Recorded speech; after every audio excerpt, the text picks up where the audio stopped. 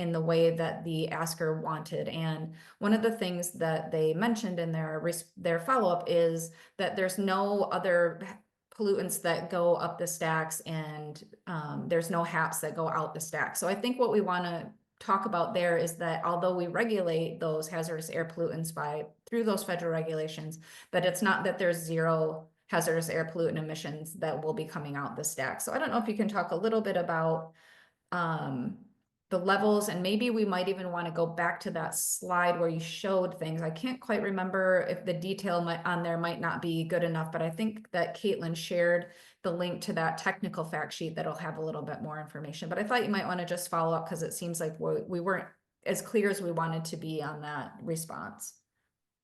Yeah, see if I can get back to that slide. Where's my... I don't know if I can. Because I have too many things open on my computer. So the thing with the HAPs is we look at them two different ways. We look at them as hazardous air pollutants regulated by different federal standards, but we also look at them as toxic air contaminants. So they have to comply with EPA's federal rules for HAPs, but they also have to meet our health-based standards. So we treat them just like the toxic air contaminants. And that's why, if I can, where's my, you can find the right screen. I'll try and go back to that. There we go. It's going to take a little bit. So if you see this, I don't know, can you see my mouse, my cursor? Yes. All right, so the hazardous air pollutants, they do overlap, and really this should kind of overlap more because almost all hazardous air pollutants are toxic air contaminants. So we look at them as HAPs under the federal rules, but we also look at them as toxic air contaminants. So they have to comply both with EPA's standard, which are often control standards, and for the engines, it's primarily a performance standard for how the engine works. But they also have to meet our health-based screening levels. So in a way, I don't really know what the HAPs emitted are, because we looked at all the toxic air contaminants together. And they all meet the EPA standards. And some of them, hydrogen sulfide is a HAP, but it's not subject to any federal rules in this process. So we look at that as a toxic air contaminant and make sure that the expected H2S emissions comply with our health-based screening level. I don't know if that helps. I think it helps a little bit. And I also just, for anyone's edification, or if the asker would like to chat with Andy one-on-one, we're always happy to talk with you afterwards. We'll share contact information, how you can get a hold of the panelist by phone or email. We'll share those at the end of the meeting tonight as well. But thank you for following up on that, Andy. If you want to move back to that other slide, that would be great. There was just a little bit of a follow-up on odors. So we talked about odor reduction and not necessarily elimination. What is an acceptable level of odor? Is it measurable? What are the constraints and metrics? So thank you for putting those words in there and making me tongue-tied.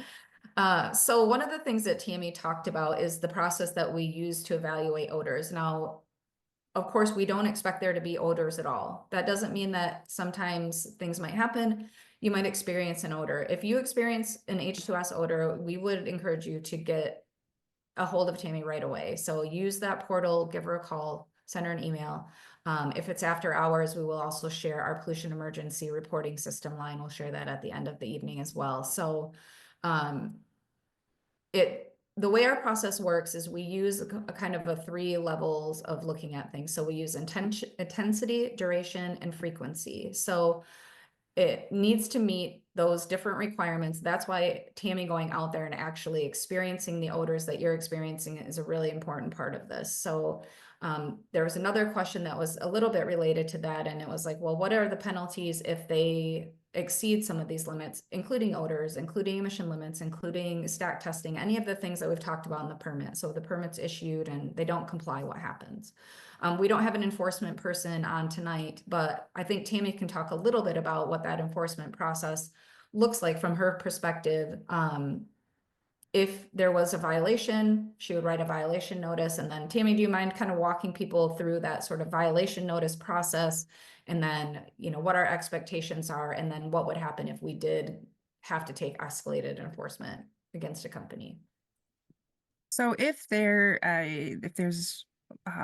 odors, and like as Jen said, there's an intensity level in a three-step process. But if it goes into a violation notice, then the company has to they have 7 to 14 days to respond. And we typically put all of this is public information, and then the company's response as to why and how they're going to stop it. Usually, most of the case when we do a violation notice, it's an amendment to their malfunction abatement plan so that they can continue to prevent odors in the future. And if they end up with violations and emissions, it's again a violation notice, and then they go back and have to modify their permit, and that could send them back through this process that we're doing today. The other thing is if they're very negligent, then we send them to our compliance enforcement process. We have a whole entire team that works them through that process, and usually we come to an agreement. Sometimes there's penalties and fines. Sometimes the EPA gets involved. It all depends on the level of the violation and how that works. But for the most part, any of the violations we're really able to resolve with just between modifying their permit or modifying their malfunction abatement plan to assist in stopping these issues.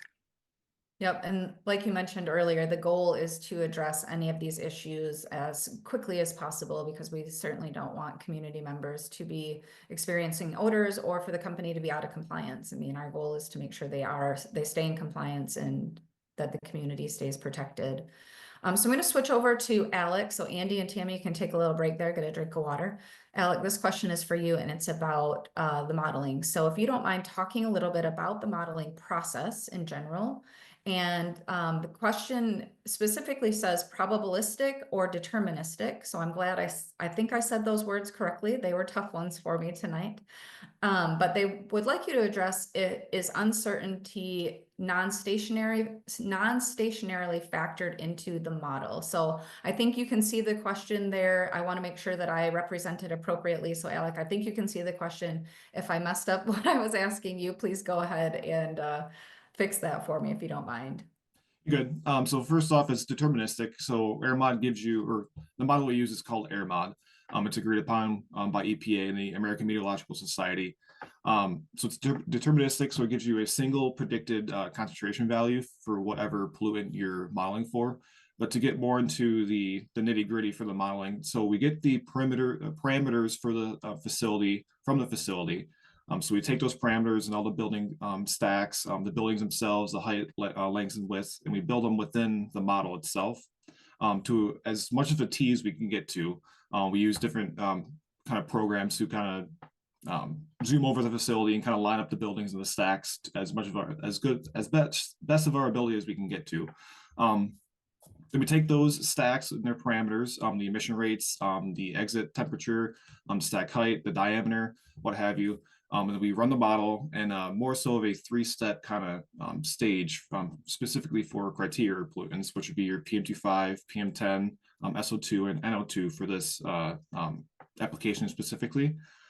So if it passes the first stage, which is a SIL, we believe that it's meeting the EPA standards. But in the case that it doesn't pass the SIL, we go to the second step and third step, which is PSD increment and the NACs.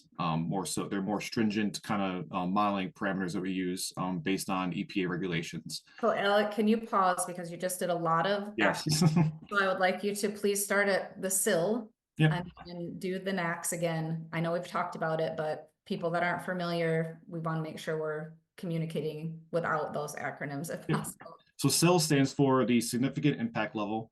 And then PSD increment stands for potential for, I always forget the S.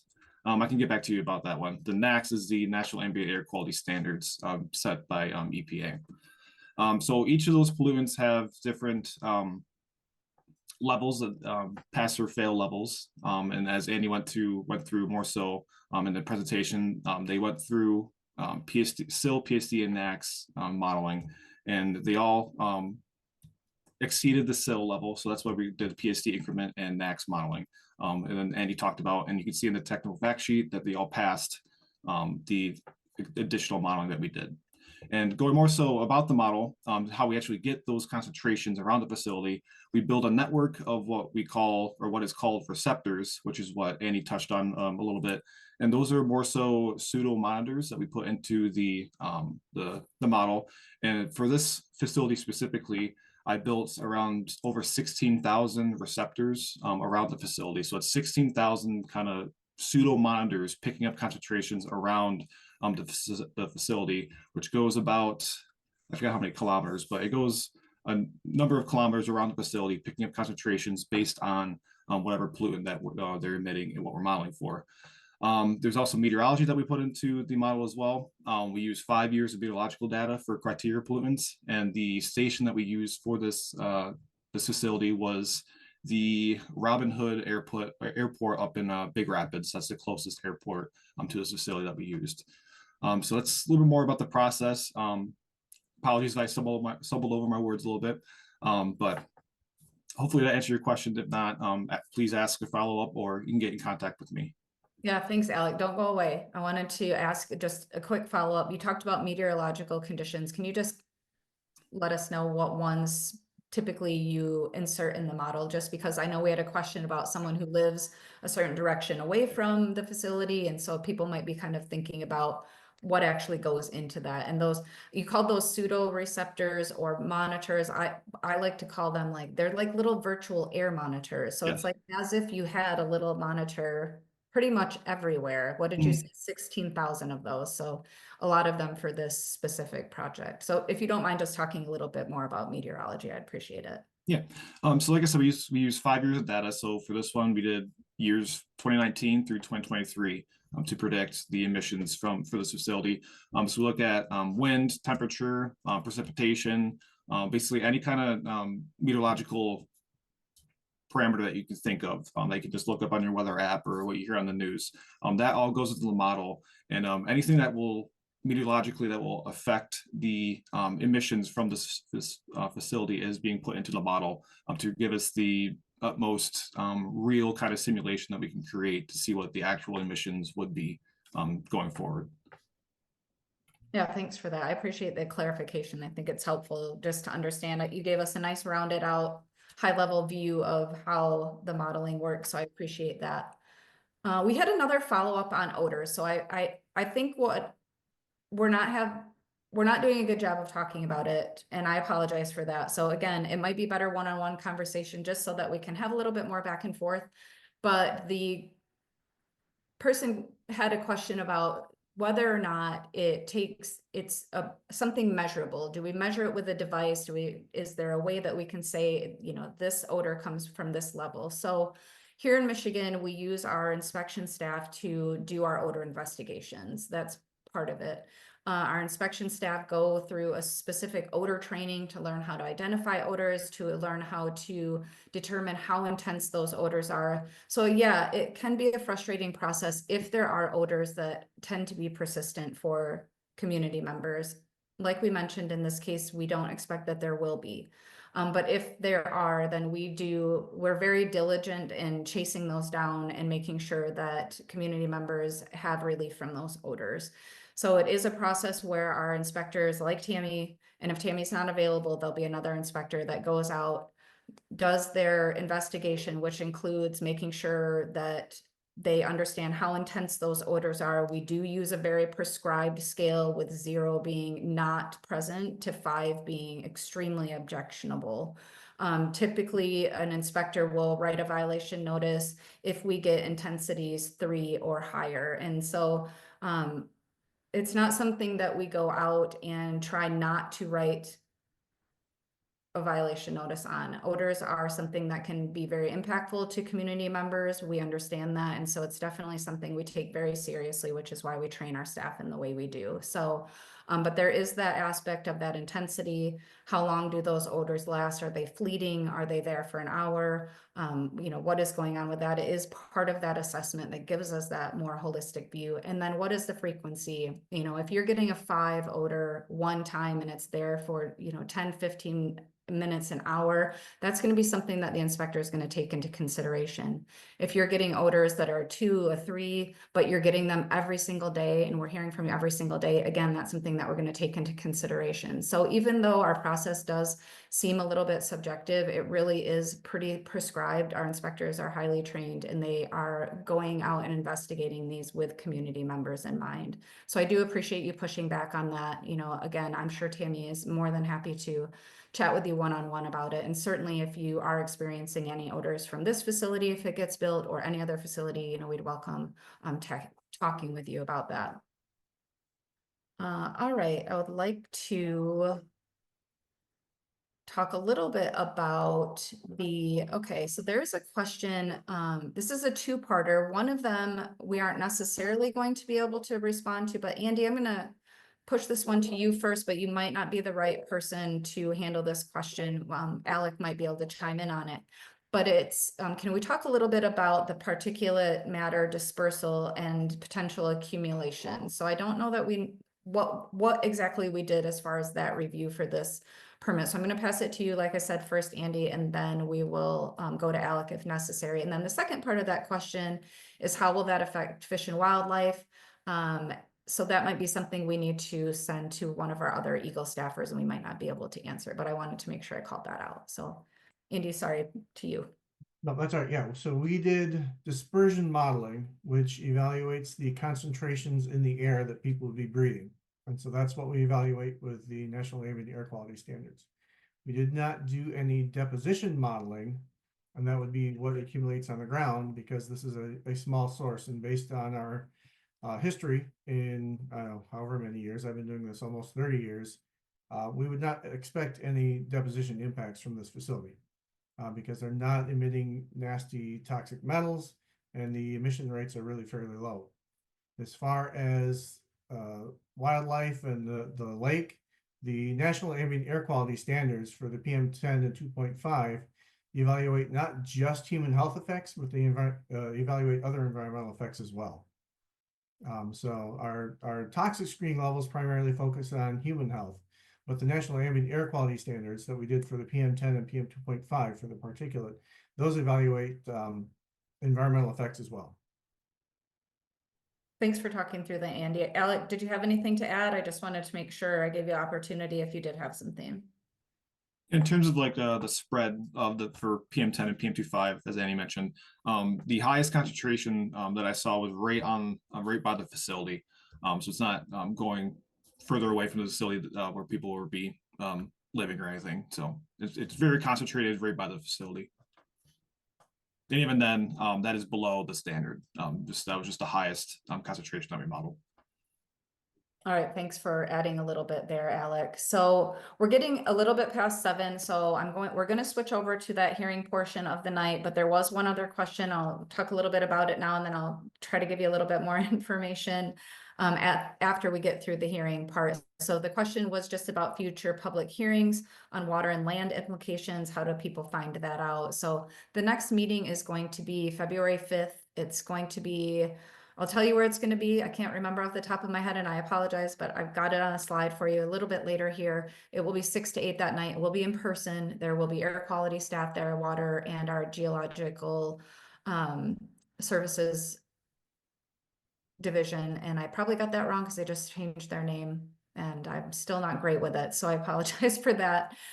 So we will talk about that. There's a notification system that Kaitlyn shared the link in the chat. That's our My Enviro portal. So you can sign up to get notified about upcoming public meetings and hearings for water and air specifically through that. Kaitlyn, if you don't mind sharing also in the chat the link to the EGLE calendar, which is also something, if you're interested, you can sign up to get notifications about meetings and hearings that are going to be held for the other divisions.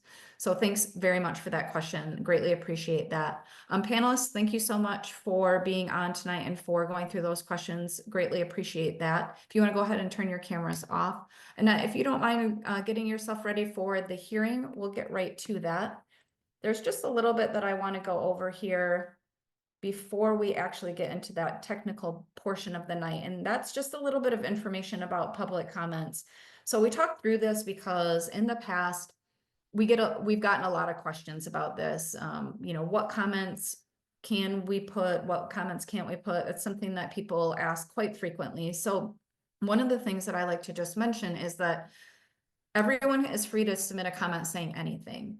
There's certainly comments that have a greater capacity to impact the decision and what happens with this permit application. And then there's ones, as Andy mentioned in the beginning, for folks that were on, things that we can't consider in our decision making. So those are going to be things like zoning, truck traffic, noise, also things, just because this project, there are so many people that are interested in things related to water and other things, those that can't come into play in the decision on this air permit. So I know that feels a little bit siloed, but that is how the rules are written. So we kind of follow that through. So if you comment on things that are content related or something that you feel Andy didn't do correctly in his review or in the permit, that's going to be really likely to, lead to changes in that, the way that permit is written or the things that happen in the final decision making. Things that are not likely to lead to changes are those things that we can't consider in our decision making. So I'd just like to talk about that a little bit, just because people a lot of times have questions, but again, you are free to comment on anything. Once we get the comments, we do typically put together a response to comments document where Andy and the team will respond to most people's comments to the best of our ability. So wanted to chat through that before we get into the actual hearing portion tonight. So as a reminder, during the hearing portion, we won't be responding to any questions. So a lot of times folks, as they're giving their comment, might ask a question. And I just want to remind people that we won't be able to respond to it during this part of the night. So I'm going to go ahead and read the hearing opening statement, and then we'll get right into the folks that have said that they would like to make a comment. So good evening, ladies and gentlemen, and welcome to this public hearing. My name is Jennifer Dixon, and I am with the Michigan Department of Environment, Great Lakes and Energy's Air Quality Division, and I will be the hearing officer tonight. Annette Switzer, our Air Quality Division Director, is the decision maker for this permit application, listening to your comments this evening. She will be considering all comments before making a decision. This hearing is related to a request from Michigan Potash Operating, LLC, located at the intersection of Schofield Road and 120th Avenue in Evart Township, Michigan. The company is requesting to build and operate a new salt and potash mining facility. The Air Quality Division regulates sources of air pollutants to minimize adverse impacts on public health and the environment. The law governing these responsibilities is Part 55 of the Natural Resources and Environmental Protection Act.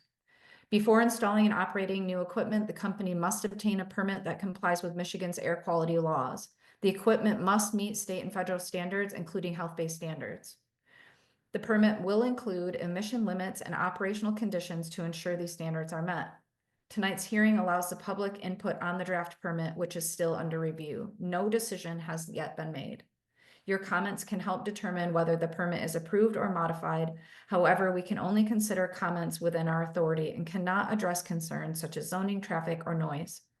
Support or opposition of the proposal will be noted, but the law does not allow us to base our decision on public opinion. This hearing is being recorded and your comments will be considered in the decision-making process. The public comment period, which began on December 10, 2024, ends at midnight on January 27, 2025. After the comment period closes, all comments will be reviewed. Significant air quality related comments will be considered, and the decision maker will then decide whether to deny, approve, or approve with amendments. If approved, the final permit will include any changes from the draft along with the reasons for them. In all cases, interested parties, those on the mailing list, commenters, and hearing attendees will be notified of the decision by mail, including a letter from the decision maker and, if applicable, the approved permit. Our staff is here to ensure a fair opportunity for you to express your views on the proposed project and listen to your comments. You do not need to comment tonight to have your final or your input considered. Written comments can be submitted via US mail, email, or voicemail during the comment period. I'll explain how to do this after the hearing. If you'd like to comment tonight, you may comment verbally, or you may type the word comment into the question and answer box and type your comment there. Each verbal comment will be limited to about 3 minutes, and I will notify you when you have about 30 seconds or so left. I'll call on those who have indicated they would like to speak first. After that, anyone else who wants to comment can do so, even if you didn't register in advance. Okay, so we had 3 people who registered in advance and said that they would like to make a comment. So what I'm going to do is call their names and we will be calling on them first, and then we'll get to anybody else who would like to make a comment. So if those 3 folks could just raise your hand, that will just help us find you in the list of attendees. So that is Brad Wade, Marjorie Steele, and Julie Marklevitz. So if you all don't mind raising your hand, I see Marjorie, thank you for raising your hand already. If Brad, and again, if you've said you wanted to make a comment and you've decided you don't want to, that's also perfectly acceptable. All right. So Marjorie, you should be unmuted. So if you don't mind, folks that are making a comment, please just state your name and any affiliations that you'd like to mention for the record before you go into your comment. And go Sure. ahead whenever you're ready. Sure. Can you hear me, Jennifer? Yeah, you sound great. Okay. Marjorie Steele, I am the founder and executive director of the Economic Development Responsibility Alliance of Michigan, or EGLE of MI. I'm also a resident of Osceola County, which is just about 30 miles south of this plant. So I am also a local stakeholder. We went ahead and sent over our kind of full comments. There's about 6 points, so I'm going to refer to them. I refer your staff to those comments in full, just to kind of breeze through them really quick. Number one, the red filing by the EPA and the subsequently federally required environmental impact statement. We are requesting that this project as a whole have that that third party conducted environmental impact statement, which it's red filing as a result of the wetlands, but the last permit, which I understand is Water Division, but that does bring it under EPA oversight, which is federal oversight. Environmental justice considerations using the EJ screening tool. It looks like that tool indicates that Evart, Michigan contains a disproportionately high percentage of low-income residents. It also shows that over 64% of local residents live in homes which they own, which means that local residents are both low income and have most of their wealth tied up in their homes and also lack the assets to move. And that is a very, very critical environmental justice consideration to consider. Air particulate concerns, nitrogen oxide, sulfur dioxide, hydrogen sulfide. These are the ingredients to acid rain. We argue that there are no acceptable levels of these contaminations for nearby habitants and humans. But more to the point into this particular permit, EGLE's staff from many different departments have commented on multiple occasions that they are understaffed to be able to properly enforce these permits. So without enforceability, issuing these permits is irresponsible, is what we're arguing. Air monitoring inadequacies. The nearest monitoring station in Houghton Lake is over 50 miles away. That's too far away. The problem with piecemeal permits, as you know, this is one of many different permits, including other air permits that are being considered. And what this permitting process misses is ever considering this entire project altogether. Sounds like you guys may actually be kind of trying to take some steps in that direction, which I want to say really appreciate. Really looking forward to that December 5th meeting. Then last but not least, undue pressure from federal funding. We understand that the USDA has recently, promised $80 million for this project. That should be all the more reason that EGLE is, and the Air Quality Division in this case, is extra diligent and applies an extra level of scrutiny to this to account for that probably undue pressure that you're going to be facing from corporate staff at EGLE. So that's what I've got. Thank you so much. Yeah, thank you, Marjorie. Appreciate your comment. The next person in line is Julie Marklevitz. So Julie, if you don't mind, again, just stating your name and any affiliation for the record. And you should be able to go ahead whenever you're ready. Thank you. Can you hear me? Yes, I can. Thank you so much. Okay, super. Thank you. This is Julie Marklevitz. I am a property owner with a lake home at Lake Miramichi, which is located about 1.5 miles away from the proposed site. We've had our home there for over 25 years and just want to state my concern for the environment, potential cause to the wetland and the wildlife in the area, also potential impact on the local wells. I know this doesn't fall under the air permit, but do have concern with the effects on the aquifer and the level of water consumption that will be pumped out. Also the chemicals that will be put into the aquifer as part of wastewater and what is going to happen with those and the potential damage to the environment. So I thank you for everything that you explained about the air permit. That was very helpful. I hope to hear more at the hearing on February 5th about water and other damage potential. Thank you, Julie. We appreciate your comment.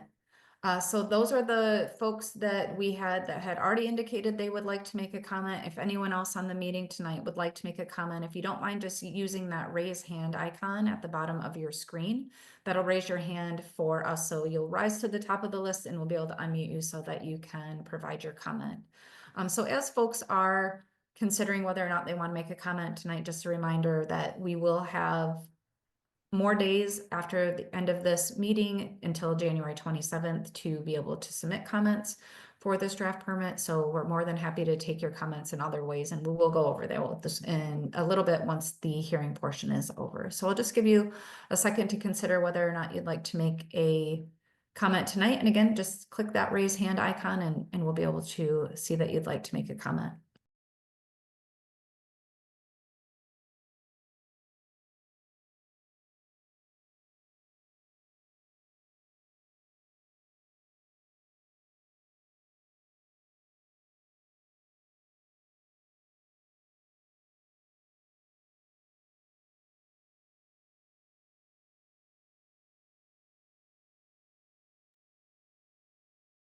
All right, Jim, I see that you have your hand up as well. So Jim, if you don't mind, you should be able to state your name and again, any affiliation that you have for the record before you go ahead and start your comment. Right. My comments, just since I want it on the record, my name is Jim Marklovitz. I am also a property owner due west of this project.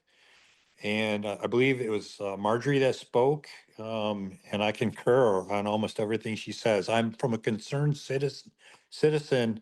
I'm extremely concerned about odor, pollutants, even though the concentration's high right around that facility, as was stated.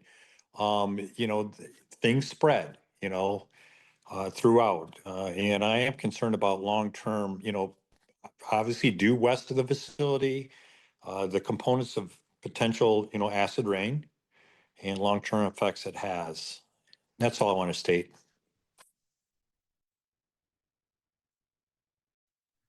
Jim, thanks for putting that comment on the record. We appreciate that.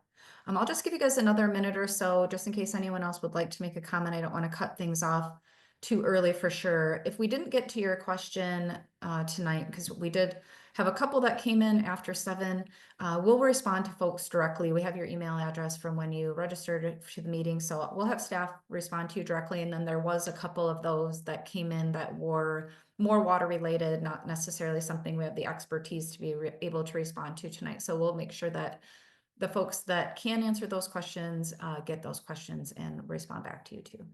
So I'll just give you a little bit more time just to make sure that no one else would like to make a comment tonight before we close the hearing.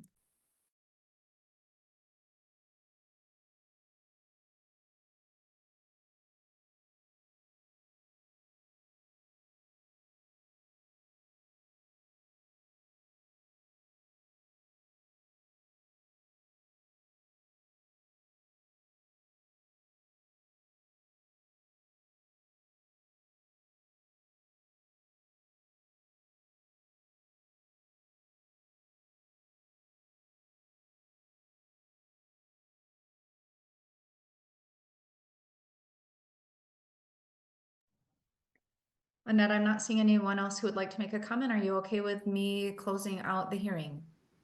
Yes, you can go ahead. All right, thank you so much. So I'm going to go ahead and close the hearing. We just need to read a closing statement and then we'll follow up with a couple other things. So thank you for participating in tonight's meeting and for your interest in protecting Michigan's air quality. As mentioned at the start of the hearing, the public comment period closes at midnight on January 27th, 2025. All interested parties, including those who commented or attended the hearing, will be directly notified of the final decision on the proposed permit. The hearing is now closed, so thank you again for your patience as we work through that. So just a couple other things to follow up. If you haven't already, check the chat. Kaitlyn shared some great information in there. She also shared some information about the hearing on February 5th. We'll go over that a little bit Oh, Andy, you gotta still be sharing your slides here. You gave me something else. We're seeing your email right now. All right. So, not sure what happened there with Andy. Apologies for that. So we'll go over just a couple other things here. We'll see if Andy can share his PowerPoint a little bit. But there are a couple other things to go over. Again, you didn't have to necessarily do your comment tonight. There's other ways that you can provide those comments. So Kaitlyn, thanks for getting over to that slide for me. I appreciate that. So we do take comments via email. We'll take comments via mail. You can mail us a comment as well. We do have also a voicemail box. Some people would like to write their comment out and then give us a call and read it. That's also perfectly acceptable. The comments aren't weighted different depending on how you might submit those comments.